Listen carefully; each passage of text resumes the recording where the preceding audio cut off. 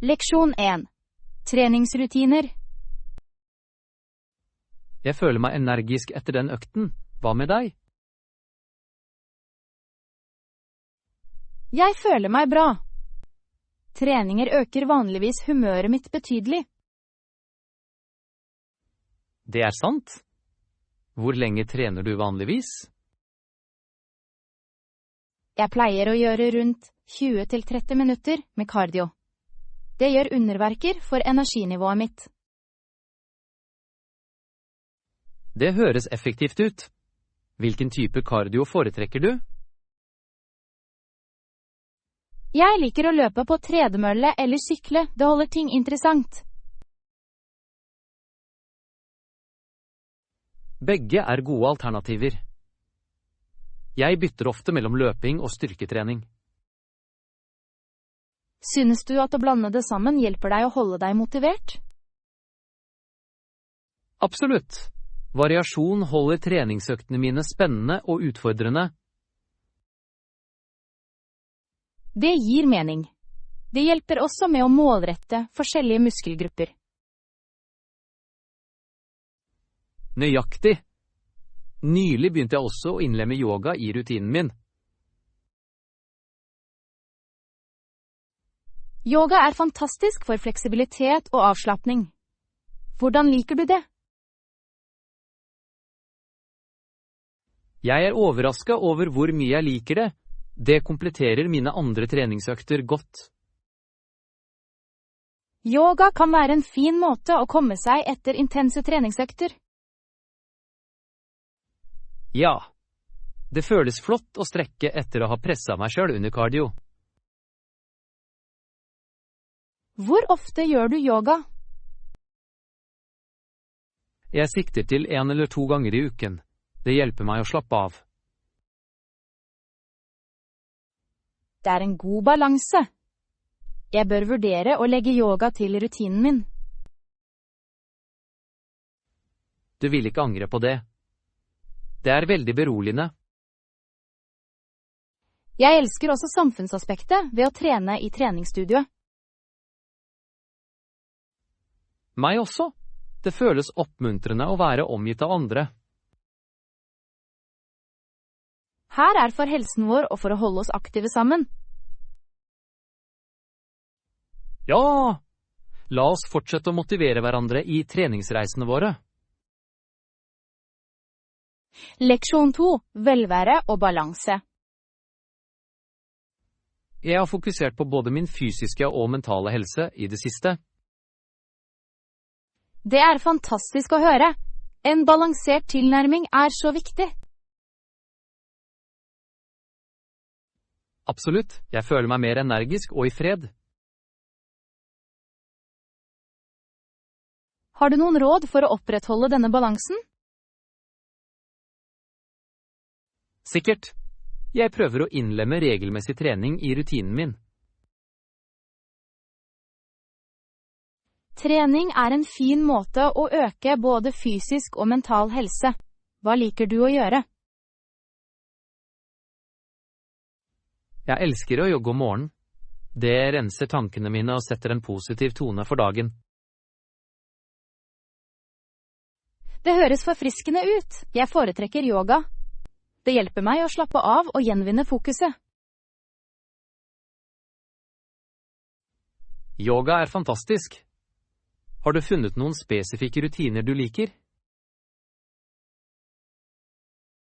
Ja! Jeg liker spesielt flytsekvensene. De hjelper med fleksibilitet og mindfulness. Jeg kan se hvordan det vil være gunstig. Mental klarhet er så viktig. Nøyaktig. Apropos mental helse, praktiserer jeg også meditasjon regelmessig. Meditasjon kan være utrolig forankret. Hvor lenge mediterer du hver dag? Jeg prøver å meditere i minst 10 minutter hver morgen. Det er et stort engasjement. Jeg burde innlemme mer meditasjon i rutinen min.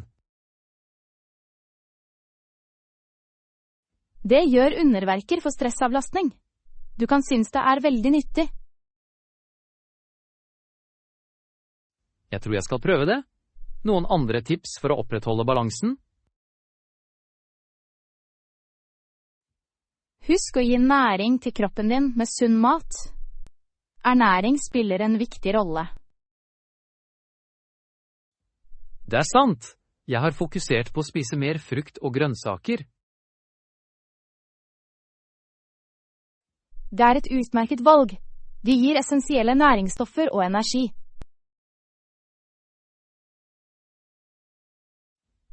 Her er for vår helse og velvære. La oss holde hverandre motivert.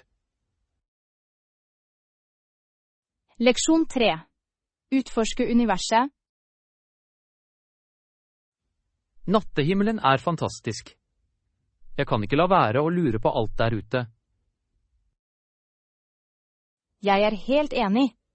Universet er fullt av underverker.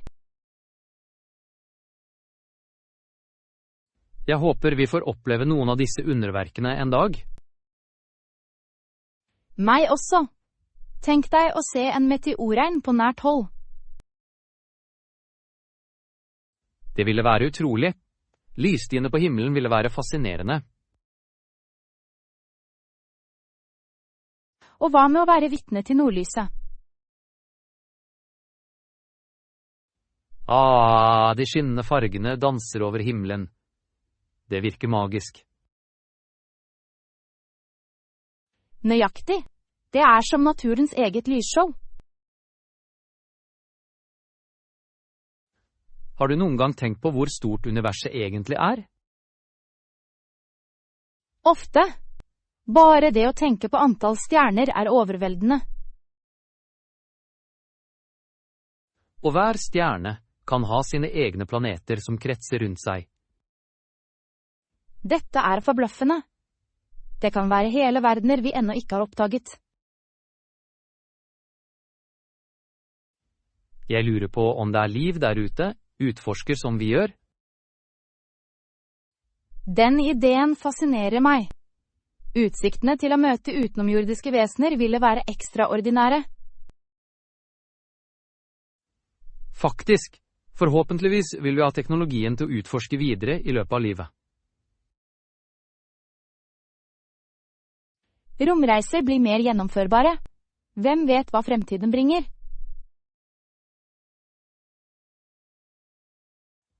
Kanskje en dag vil vi reise til fjerne planeter og oppleve nye miljøer. Og muligens til og med finne tegn på liv utenfor jorden.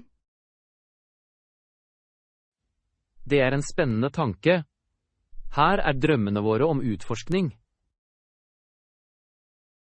Leksjon 4. Helgeplaner. Denne kafeen er nydelig. Atmosfæren høres avslappende ut, tror du ikke? Absolutt. Det er det perfekte stedet å slappe av.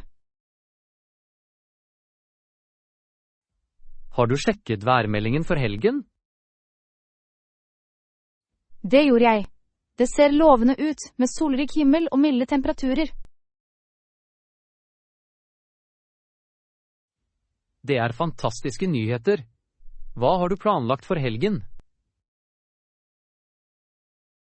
Jeg tenkte å gå på tur. Været vil være ideelt for det. Vandring høres fantastisk ut. Hvor planlegger du å dra? Det er en vakker sti, omtrent en time unna. Jeg vil gjerne bli med deg. Naturen tilbyr den beste typen avslappning. Det høres bra ut. Vi kan også pakke en piknik. En piknik vil forbedre eventyret vårt. Hva skal vi forberede? Kanskje noen smørbrød og frisk frukt. Perfekt! Jeg skal ta med noen småkaker til dessert. Deilig! Ingenting slår hjemmelagde kaker etter en tur. Avtalt! Kombinasjonen av natur og god mat er uslåelig. Og hva med drikkevarer? Skal vi ta med noen drinker? Absolutt. Jeg kan tilberede limonade. Det blir forfriskende etter turen. Det høres perfekt ut. Det er fint å ha noe kaldt på en varm dag. Faktisk, tror du vi vil møte mange andre turgåere? Muligens. Stien er populær, men det øker moroa. Det er sant. Å møte andre naturelskere kan være inspirerende. Her er et spennende og avslappende helgeeventyr. Ja, la oss nyte hvert øyeblikk og lage fantastiske minner. Leksjon 5. Flyopplevelser. Hei! Har du noen gang hatt en god opplevelse med flyselskapets kundeservice? Det er et interessant spørsmål. Jeg tror jeg har. Faktisk. Og virkelig, hva skjedde? Jeg hadde en gang en flyforsinkelse, og personalet var utrolig hjelpsomme. Det er godt å høre. Hvordan hjalp de deg? De bestilte raskt flyet mitt og ga måltidskuponger for ventetiden. Det høres ut som utmerket service. Holder de deg informert gjennom hele prosessen? Ja, de kommuniserte regelmessig, noe som fikk meg til å føle meg rolig. Det er fantastisk. God kommunikasjon går langt i disse situasjonene. Faktisk! Hva med deg? Noen minneverdige flyopplevelser?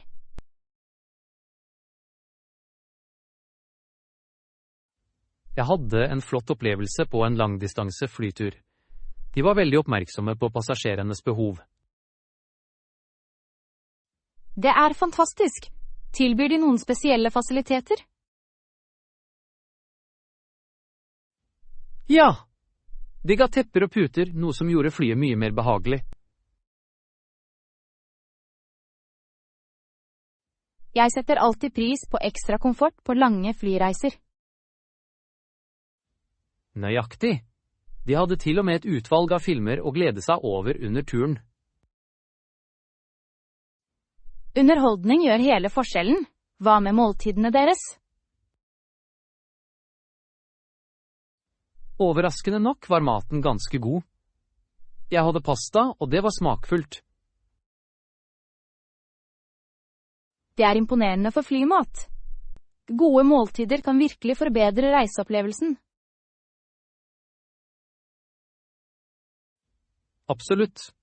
Det er fint når flyselskapene prioriterer passasjertilfredshet. Ja! Har du opplevd noen ikke så god service? Dessverre har jeg det. En gang var bagasjen min tapt. Personalet tok evigheter å hjelpe.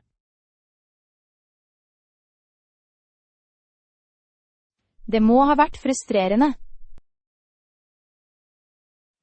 Det var det! Men når de fant vesken min, tilbød de en liten kompensasjon, noe som var hyggelig. Det er en sølvfor. Her er god kundeservice under våre reiser.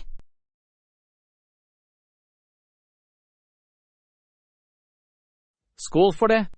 Måtte alle våre fremtidige flyreiser være glatte og hyggelige. Leksjon 6. Hold deg informert. Hei, har du holdt tritt med de siste nyhetene? Ja, jeg prøver å holde meg informert. Det er viktig å vite hva som skjer i verden.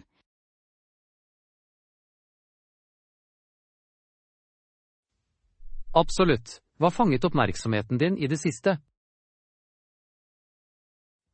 Jeg leste om noen store utviklinger innen fornybar energi. Det er ganske spennende. Det er lovende. Bærekraftige energiløsninger er avgjørende for vår fremtid.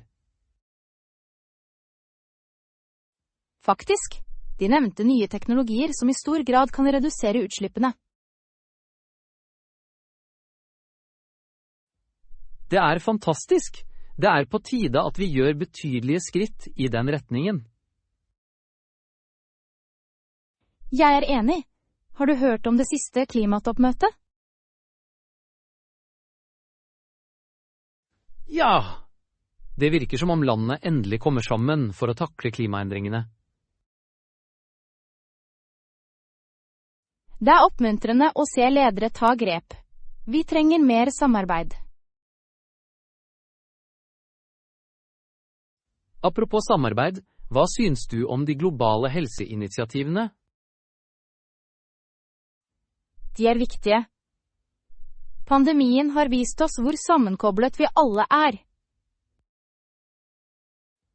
Nøyaktig. Helsesikkerhet bør være en prioritet for alle. På en lettere tone, hørte du om den nye kaffebaren som åpnet i sentrum? Det gjorde jeg. De er kjent for sine unike kaffeblandinger og koselige atmosfære. Jeg gleder meg til å sjekke det ut. En god kopp kaffe lyser alltid opp dagen min. Samme her. La oss planlegge å besøke når de åpner. Absolutt. Det vil være en fin måte å støtte lokale virksomheter på. Her er å holde deg informert og engasjere seg i samfunnet vårt. Leksjon 7. Drømmer om Karibia. Jeg har alltid hatt lyst til å besøke Karibia. Det høres utrolig ut. Hvilken øy tenker du på? Jeg har hørt så mye om Jamaica. Strendene ser fantastiske ut. Jamaica er nydelig. Har du sett på noen spesifikke steder å besøke der? Jeg vil gjerne utforske Negril. 7 Mile Beach ser innbydende ut. Denne stranden er definitivt et must-see. Solnedgangene er fantastiske. Jeg kan bare forestille meg. Ideen om å slappe av på stranden høres perfekt ut. I tillegg er maten der herlig. Har du noen gang prøvd jamaicansk jerk chicken? Det har jeg ikke. Jeg vil gjerne smake på autentisk jerk-kylling rett på øya. Du må også prøve de tropiske fruktene. Ferske mango er guddommelige. Nå er jeg enda mer spent. Hva med deg? Hvilken karibisk øy vil du besøke? Jeg har alltid drømt om å reise til Barbados. Jeg hører kulturen er levende. Barbados er kjent for sin musikk og festivaler. Det ville være en morsom opplevelse. Ja! Jeg vil danse hele natten under Crop Over Festival. Et så spennende perspektiv. Har du noen andre aktiviteter i tankene? Jeg vil gjerne prøve å snorkle i det krystallklare vannet. Det høres fantastisk ut. Å utforske livet under vann er en drøm. Og hvem vet? Vi kan til og med få øye på en havskilpadde eller to. Her er det å drømme om tropiske opplevelser. La oss planlegge besøkene våre snart. Leksjon 8. Dyrelivets underverker. Se på dette. Jeg tok mange bilder av dyrene vi så i dag. De er fantastiske. Du fanget virkelig skjønnheten deres. Takk skal du ha. Jeg likte å fotografere dem i deres naturlige habitat. Lærte du noe interessant om dyrene mens vi var der? Ja, det gjorde jeg. Visste du at flamingoer får sin rosa farge fra maten de spiser? Det visste jeg ikke. Det er virkelig fascinerende skapninger. Jeg lærte også at oter holder hender mens de sover for å unngå å drive fra hverandre. Det er bedårende. Jeg kunne se på dem hele dagen. Meg også. Deres lekne oppførsel er så underholdende. Hva med tigrene? De så majestetiske ut. Det gjorde de absolutt. Jeg lærte at de er gode svømmere. Jeg ante ikke. De virker så kraftige og grasiøse. Ja! Jeg ble overrasket over hvor avslappet de dukket opp i kabinettet. Det gir mening. Et komfortabelt miljø bidrar til å holde dem rolige. Apropos avslappning, la du merke til hvordan dovendyrene beveget seg så sakte? Ja, de var nesten hypnotiske å se på. Jeg lærte at de bare kommer ned fra trærne omtrent en gang i uken. Det er imponerende. De har en så unik livsstil. Jeg kunne ikke være mer enig. Denne helligdommen er en slik skatt. Jeg er glad vi kom hit. Naturen er full av underverker som venter på å bli utforsket. Her er eventyret vårt og de vakre minnene vi fanget. Leksjon 9. Turplaner. Jeg er spent på vår kommende tur. Hva med deg? Liker du å vandre ofte? Ja, jeg elsker å komme meg ut i naturen. Den friske luften er forfriskende. Å, det høres bra ut. Jeg liker å vandre også. Det er en fantastisk måte å slappe av på.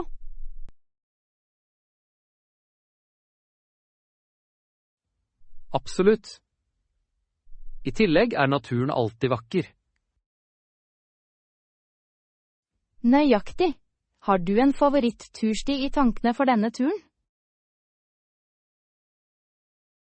Jeg tenkte på stien nær sjøen. Den har fantastisk utsikt.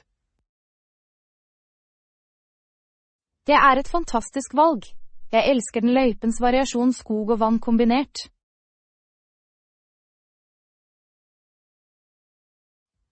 Ja. Vi kan til og med få øye på litt dyreliv underveis. Å, jeg håper vi gjør det. Å se dyr i deres naturlige habitat er alltid spennende. Det er det virkelig. Og ikke glem å ta med kameraet ditt. Jeg vil. Å fange disse øyeblikkene vil være morsomt. Foruten den vakre utsikten, hva annet liker du med fotturer? Jeg elsker følelsen av prestasjon når vi når toppen. Ja. Følelsen av å være på toppen av verden er spennende. Å nyte en matbit mens du nyter utsikten er perfeksjon. Nøyaktig. En velfortjent pause smaker alltid bedre. Hva med å pakke noen smørbrød denne gangen? Det høres utmerket ut. Deilig mat forbedrer opplevelsen. Ja, jeg kan tilberede noen og ta med mye vann også. Hydrering er viktig. La oss sørge for at vi er godt forberedt. Her er et morsomt tureventyr fylt med latter og minner. Ja, jeg gleder meg til å gå stiene og nyte naturen sammen. Leksjon 10. Reisen til de store ligaene. Jeg syntes dokumentaren om Robinson var fascinerende. Absolutt. Reisen hans var inspirerende og fylt med utfordringer. Etter hvert spilte Robinson seg inn i de store ligaene, men overgangen ble ikke jevn. Ja, det husker jeg. Han møtte enormt press det første året.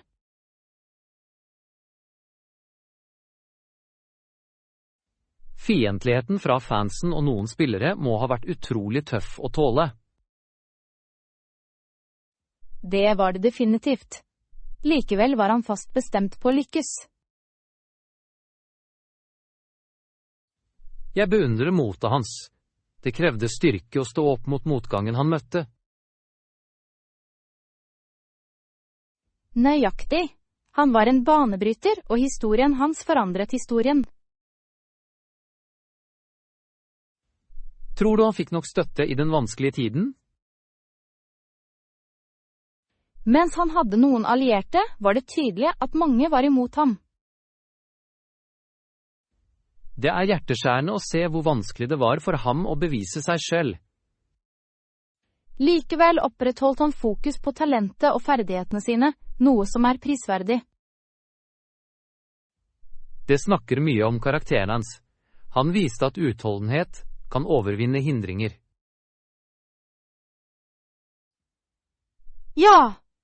Og talentet hans fikk til slutt respekt for selv hans tøffeste kritikere. Det er fascinerende hvordan idrett kan påvirke samfunnsendringer. Faktisk. Robinsons arv strekker seg langt utover bare baseball. Her er å anerkjenne motet som trengs for å bryte barrierer. Leksjon 11. Forberedelse til matlaging. Dette er den ideelle dagen for matlaging. Atmosfæren er perfekt. Jeg er enig. Bør vi lage en liste over hva vi trenger før vi handler? Absolutt. En liste vil hjelpe oss å holde oss organisert og fokusert. Flott! Hvilke retter planlegger vi å lage? Jeg tenkte på en pastarett og en fersk salat. De er enkle, men deilige. Ja! Til pastaen trenger vi nudler, saus og noen grønnsaker. Vil vi legge til noe protein til det, som kylling eller reker? Det høres deilig ut. Jeg foretrekker kylling. Den passer godt sammen med pasta. Perfekt! Nå, for salaten, hva tror du vi bør inkludere? Jeg foreslår salat, tomater, agurker og avokado. Gode valg! Skal vi legge til litt ost for ekstra smak? Ja! Fetaost ville være deilig. Hva med påkledning? Bør vi holde det enkelt med olivenolje og eddik? Det er et klassisk valg.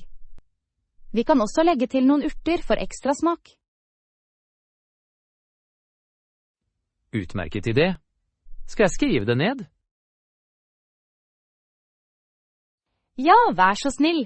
Vi bør ikke glemme noen viktige ingredienser. Hva med snacks? Vi bør ta noen få til etter matlagingen. God tenkning. Kanskje litt frisk frukt eller chips? Begge høres bra ut. La oss sørge for å inkludere dem på listen. Dette er i ferd med å bli litt av en handleliste. Ja! Men det blir også en spennende matlagingsdag. Her er det å tilberede deilige måltider sammen. Absolutt. La oss samle ingrediensene våre og lage mat. Leksjon 12. Uttrykke deg selv. Får du bildet nå? Vi spiller spillet der vi må gjette setningene. Ja. Det er ganske underholdende. Jeg elsker hvor kreative vi kan være. Nøyaktig. For eksempel kan jeg si, jeg liker å kjøre bil. Jeg skjønner. Så, du oppfører deg som kjørende, og vi må gjette det? Ja, og jo mer overdrevet jeg er, jo bedre. Greit. La meg prøve. Jeg vil si, jeg liker å bake kaker.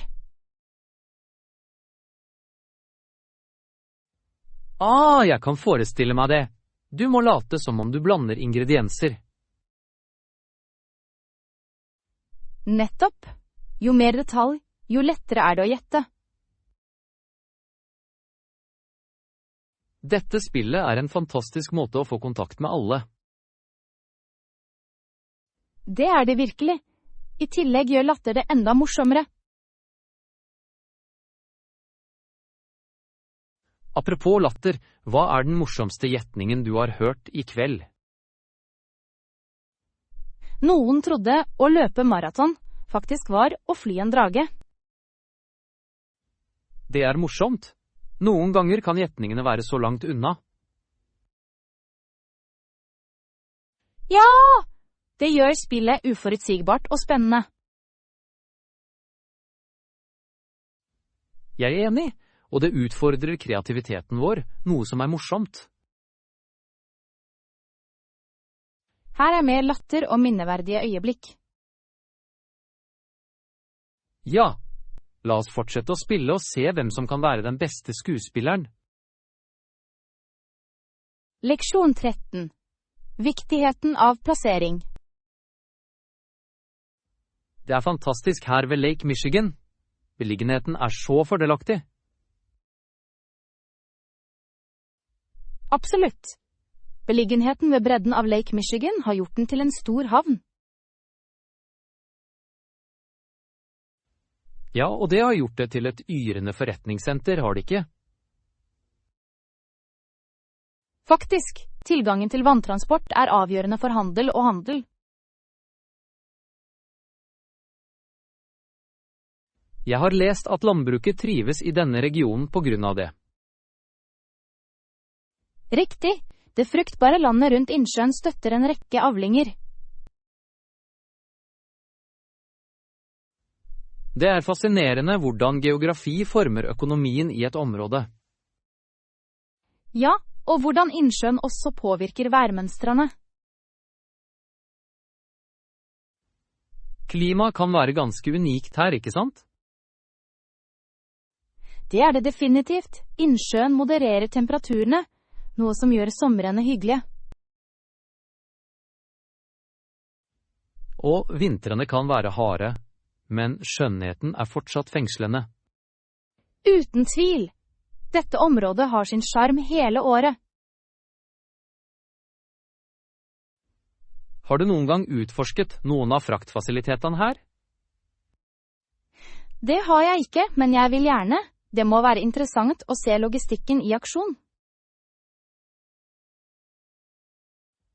Det er det virkelig. Omfanget av virksomheten er imponerende, spesielt med landbrukseksport. Jeg antar at det holder økonomien sterk og skaper mange arbeidsplasser. Nøyaktig. Innsjøen spiller en viktig rolle i å støtte lokalsamfunn. Her er å sette pris på hvordan natur og beliggenhet kan drive fremgang. Faktisk. La oss få mest mulig ut av denne fantastiske utsikten og lære mer om området. Leksjon 14. Hemmeligheten bak en perfekt lasagne. Dette kjøkkenet lukter fantastisk. Har du noen hemmelige ingredienser til lasagnen din? Ja, det gjør jeg. Jeg tilsetter litt revet muskatnøtt i osteblandingen. Muskatnøtt? Det er et interessant valg. Hvordan kom du på det?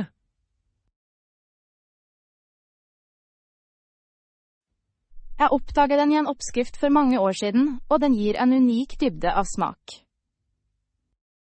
Jeg kan se hvordan det vil forbedre smaken. Det må gjøre det ekstra spesielt. Det gjør det virkelig. Folk blir ofte overrasket over den subtile varmen det gir. Jeg kan ikke vente med å prøve det. Hvilke andre ingredienser elsker du å bruke? Frisk basilikum og persille er avgjørende for den friske aromaen. Friske urter gjør alltid en slik forskjell. Dyrker du din egen? Det gjør jeg. Det er ingenting som å plukke urter rett fra hagen. Det høres herlig ut. Jeg antar at lasagnen din alltid er friskere på grunn av det. Nøyaktig. Hvert lag er tilført kjærlighet og smak. Apropos lag. Hvordan bygger du din? Jeg starter med et lag saus, deretter nudler, etterfulgt av ricotta, og gjentar. Det høres perfekt ut. Tilpasser du den noen gang for forskjellige smaker? Noen ganger. Jeg vil legge til spinat eller sopp hvis jeg vil ha noe annet. Jeg elsker den ideen. Variasjon holder måltidene spennende. Absolutt. Matlaging skal alltid være et morsomt eventyr. Her er vår kulinariske kreativitet og deilige resultater. Leksjon 15. Grunnleggende om dagligvarelisten. Jeg gleder meg til å lage mat.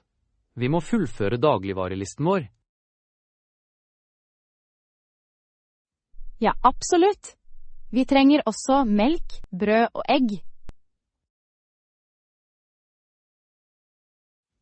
Flott! Det er nødvendigheter til frokost. Skal vi legge til noe annet?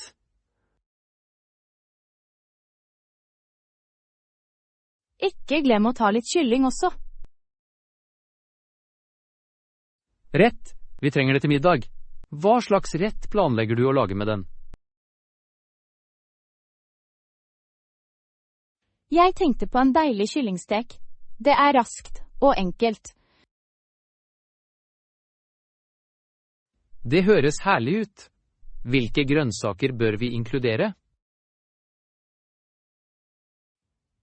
Paprika og brokkoli ville være perfekt. De tilfører god farge og smak. Utmerket valg. Bør vi også legge til litt sojasaus til krydder? Ja! Det vil bringe alt sammen vakkert. La oss ikke glemme risen. Den passer fantastisk sammen med stekepanne. Godt poeng. Hvilken type ris foretrekker du? Jasmin eller brun ris? Jeg foretrekker jasminris for sin duft. Det kompletterer retten pent. Avtalt. Og det koker raskt, noe som alltid er et pluss. Tror du vi trenger snacks til senere? Ja. Kanskje litt frukt og nøtter for et sunt alternativ. Det er en god idé. Vi kan også hente litt yoghurt. Yoghurt høres deilig ut. Det er en perfekt matbit eller frokost. Denne listen kommer pent sammen. Jeg er ivrig etter å begynne å lage mat. Samme her. La oss ta oss til butikken og samle disse godbitene. Her er en vellykket shoppingtur og et fantastisk måltid sammen. Leksjon 16. Kunsten å forhandle. Når vi forbereder oss til møtet, synes jeg det er viktig å sette klare forventninger. Jeg er helt enig. Tydelige forventninger kan føre til en vellykket forhandling.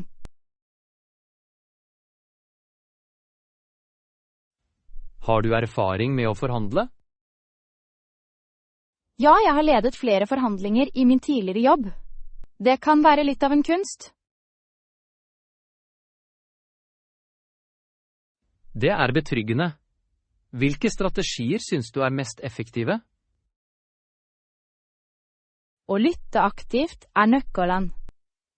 Å forstå den andre partens behov er avgjørende. Det gir mening. Folk setter pris på når de føler seg hørt. Nøyaktig. Det bygger tillit og kan føre til bedre resultater for alle. Hva med når det er uenighet? Hvordan takler du disse? Jeg pleier å være rolig og prøver å finne felles grunnlag. Kompromiss kan være svært effektivt. Kompromiss er viktig. Det viser vilje til å samarbeide. Ja, jeg synes også at det å stille åpne spørsmål kan bidra til å avklare misforståelser. Det er en flott teknikk. Det holder samtalen flytende. Har du noen konkrete mål for denne kommende forhandlingen? Jeg håper å oppnå en rettferdig avtale som kommer begge parter til gode. Det er et solid mål. Å sette realistiske mål kan hjelpe til med å lede diskusjonen. Absolutt. Jeg vil sørge for at vi forlater møtet og føler oss fornøyde. Her er en produktiv forhandling og bygging av sterke relasjoner. Ja, la oss nærme oss det med selvtillit og positivitet. Leksjon 17. Tilbakemeldinger fra kunder. Så har du fått tilbakemeldinger fra kunder om kafeen vår? Ja, det har jeg. Vi fikk noen klager, men mest ros. Det er oppmuntrende. Hva handlet klagene om? Noen få kunder nevnte at ventetiden var lengre enn forventet. Jeg skjønner. Vi bør se på å forbedre vår tjenesteeffektivitet. Absolutt. Jeg tror noen få justeringer kan hjelpe oss der. Hva sa kundene at de elsket med kafeen? De roste spesielt stemningen og kvaliteten på kaffen vår. Det er fantastisk å høre. En hyggelig atmosfære kan utgjøre en stor forskjell. Ja! Folk setter pris på et koselig sted hvor de kan slappe av. Jeg er glad for at jeg nyter kaffen. Det var viktig for oss å velge de beste bønnene. Det var det absolutt. Kunder har komplimentert våre deilige bakverk også. Det er fantastisk! Jeg er begeistret for at de liker godbitene. Kanskje vi burde dele noen av disse tilbakemeldingene på våre sosiale medier. Det er en god idé. Positive attester kan tiltrekke seg flere kunder. I tillegg kan vi anerkjenne eventuelle forslag til forbedring. Ja, å samhandle med kundene våre viser at vi verdsetter deres meninger. Nøyaktig. Det skaper en følelse av fellesskap rundt kafeen vår. Her er mer positive opplevelser og kontinuerlig forbedring. Leksjon 18. Planlegging for suksess. Når vi går videre med prosjektet vårt, bør vi vurdere potensielle risikoer. Absolutt. Å identifisere risiko tidlig kan redde oss fra større problemer senere. Nøyaktig. Hvilke risikoer tror du vi kan støte på? Jeg tror en risiko kan være forsinkelser i forsyningskjeden. Det er en betydelig bekymring. Vi må være forberedt på det. Ja, å utvikle beredskapsplaner vil hjelpe oss med å takle eventuelle tilbakeslag.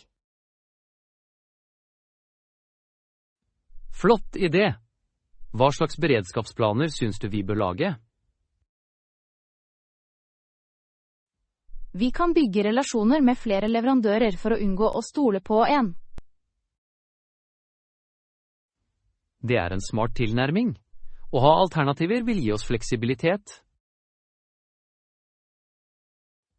I tillegg bør vi vurdere potensielle budsjettoverskridelser. Det er sant. Vi bør bruke ekstra midler til uforutsette utgifter.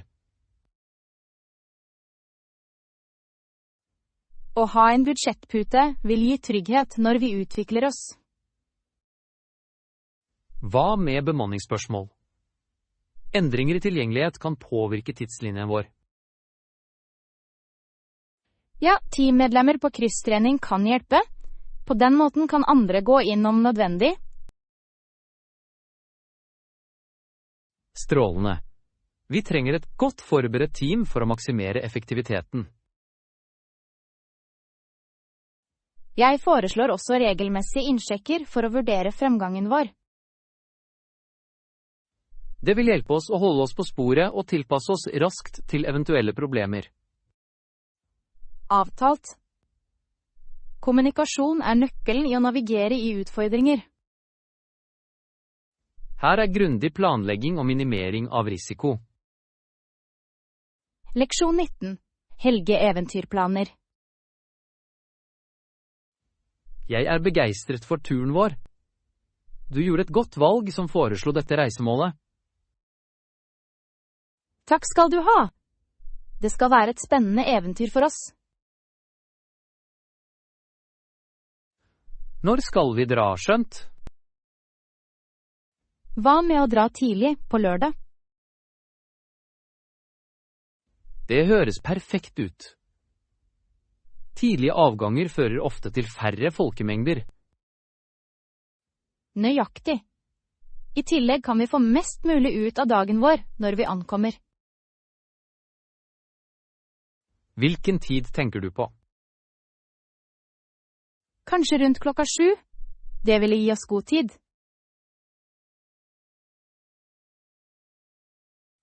Jeg liker den ideen. Det skal tillate oss å nyte frokost på veien. Ja! Jeg kan lage noen smørbrød til reisen. Det høres herlig ut. Snacks gjør alltid lange turer bedre. Har du noen spill eller musikk sortert for stasjonen? Jeg har utarbeidet en spilleliste med favorittsangene våre og noen morsomme bilturspill. Du er alltid så organisert. Det vil være hyggelig å ha underholdning. Jeg tror reisen kan være like morsom som destinasjonen. Nøyaktig. La oss holde stemningen lett og hyggelig. Og trenger vi å pakke noe spesifikt for turen? Jeg synes vi bør pakke turutstyr og vannflasker. God tenkning. Å holde seg hydrert er nøkkelen under utendørsopplevelser.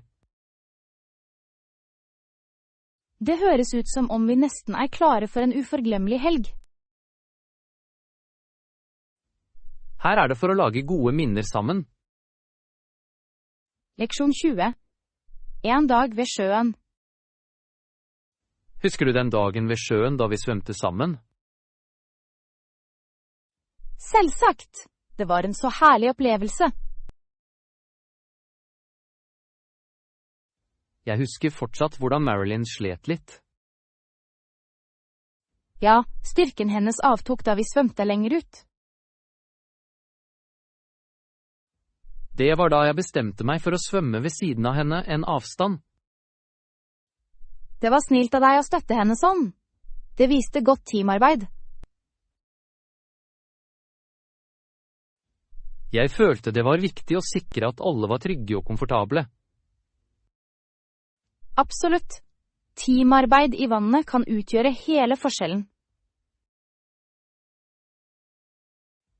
I tillegg var det hyggelig å nyte utsikten litt lenger ut.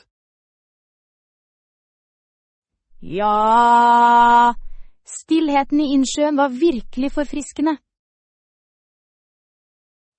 Og de milde bølgene ga opplevelsen en beroligende rytme. Vil du si at svømming sammen brakte oss nærmere som venner? Definitivt. Å overvinne utfordringer sammen kan styrke båndene. Jeg er enig. Marilyn så ut til å sette pris på oppmuntringen også. Det gjorde hun. Det er alltid godt å passe på hverandre i en gruppe. Jeg lurer på om vi skal planlegge en ny badetur snart. Det høres ut som en fantastisk idé. Kanskje vi kan utforske et nytt sted? Ja! En ny opplevelse kan være akkurat det vi trenger. Her er flere opplevelser i vannet. Styrke vennskap underveis. Leksjon 21. Matlaging med forsiktighet. Denne klassen er fantastisk. Jeg er ivrig etter å lære om å tilberede vegetarretter. Absolutt. Har du alle redskapene vi trenger? Ja, jeg tok med skjærebrett, kniver og mikseboller. Perfekt. De vil hjelpe oss med å forberede alt jevnt. Vi må imidlertid sørge for at det ikke er krysskontaminering med kjøttprodukter. Ja, det er viktig. Å bruke separate redskaper er en god idé.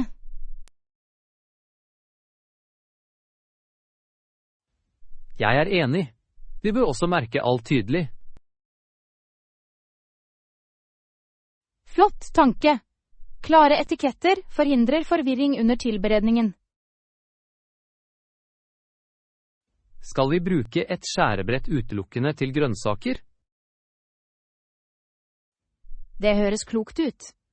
Å holde ting organisert gjør en stor forskjell. Hva med pannene?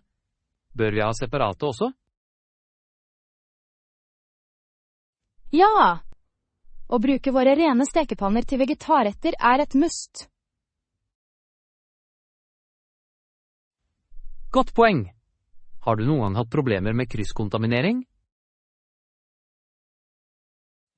Heldigvis ikke ennå.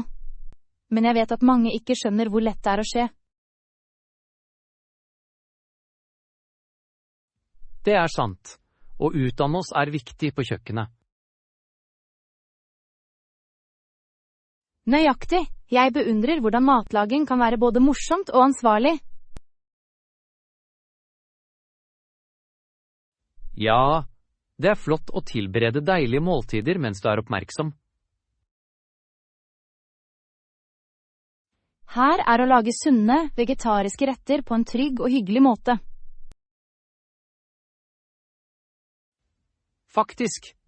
La oss lage en storm og ha det veldig bra med å gjøre det. Leksjon 22. Fitness og utforskning. Det er flott å være i treningsstudioet. Hvilke typer treningsøkter liker du vanligvis? Jeg holder meg mest til løping og yoga, men jeg er åpen for å prøve nye aktiviteter. Det høres ut som en solid rutine. Løping er utmerket for kardiovaskulær helse. Ja! Det hjelper til med å tømme tankene mine og få meg til å føle meg energisk. Og yoga må være en fantastisk måte å forbedre fleksibiliteten og lindre stress. Absolutt, jeg syns det er veldig beroligende. Har du prøvd yoga selv? Jeg har dyppet litt i det, men jeg er ikke veldig fleksibel. Fleksibilitet tar tid. Du bør vurdere å gi det en ny sjanse. Jeg kan! Jeg liker å løpe mye. Jeg løper vanligvis 3 ganger i uken.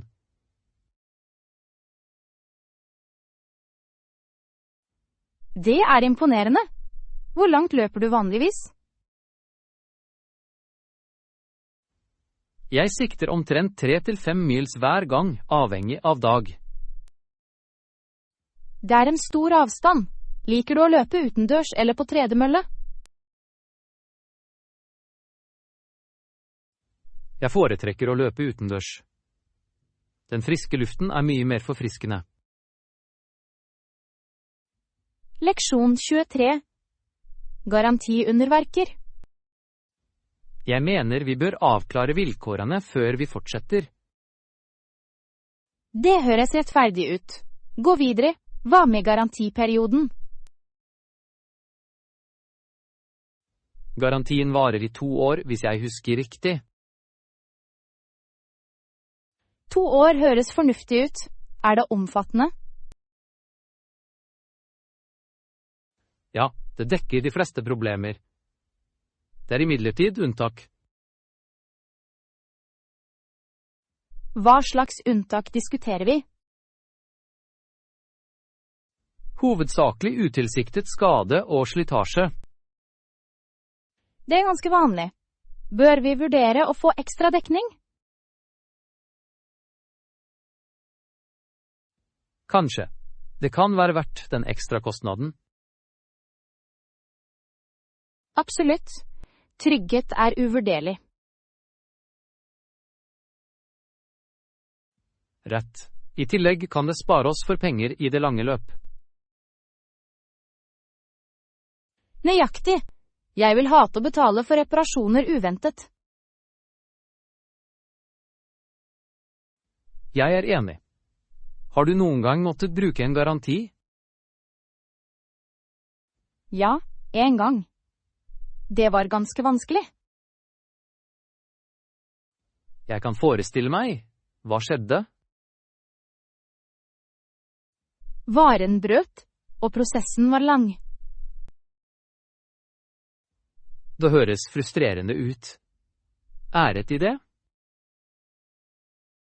Til slutt, ja, men det krevde utholdenhet. Det er godt å vite at de kom gjennom til slutt. Faktisk. Det er viktig å lese de små skriftene neste gang. Absolutt. Vi må ikke overse noen detaljer. Avtalt. La oss sørge for at vi blir grundig informert. Hvilke andre aspekter bør vi vurdere angående kjøpet vårt?